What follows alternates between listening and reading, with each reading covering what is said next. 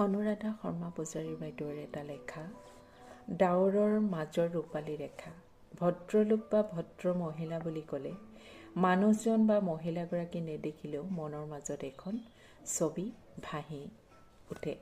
পৰিপাটি পোচাক, বহুতেই চুট টাই কোট পৰিধান কৰাকে ভদ্ৰলোক বুলি ভাবে।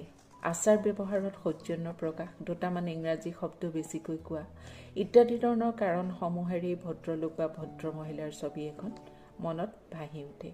কিন্তু এনে ভদ্ৰলোক বা ভদ্ৰ মহিলাই যেতিয়া চুবুৰীয়াৰ বাৰীত ৰাতিৰ আন্ধাৰত আৱৰ্জনা পেলাবলৈ ঘৰুৱা ভৃত্যক আদেশ দিয়ে, সেই ৰূপটো জনমানসক ফুটি নুঠে।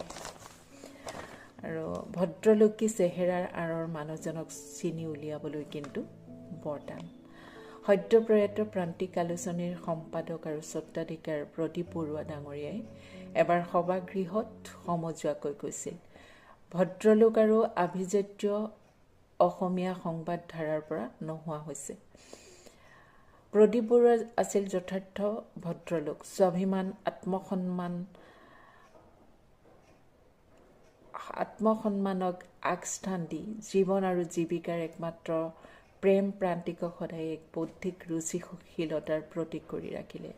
প্ৰদীপ বৰুৱা স্বৰ্গতোক্তি শীৰ্ষক আত্মজীৱনী যিসকলে পঢ়িছে তাৰ মাজেৰে উপলব্ধি কৰিব পাৰিব, সংগ্ৰামৰ পথেৰে বিপদ নেওচি কোনো অসৎ উপায়ৰ বিন্দুমাত্ৰাৰ সহায় নোলোৱাকৈ এজন মানুহে কিদৰে অসমীয়া ভাষাৰ আলোচনী এখনক সাৰথি কৰি শক্তিশালী যুগ এটাৰ সৃষ্টি কৰি থৈ যাব পাৰে।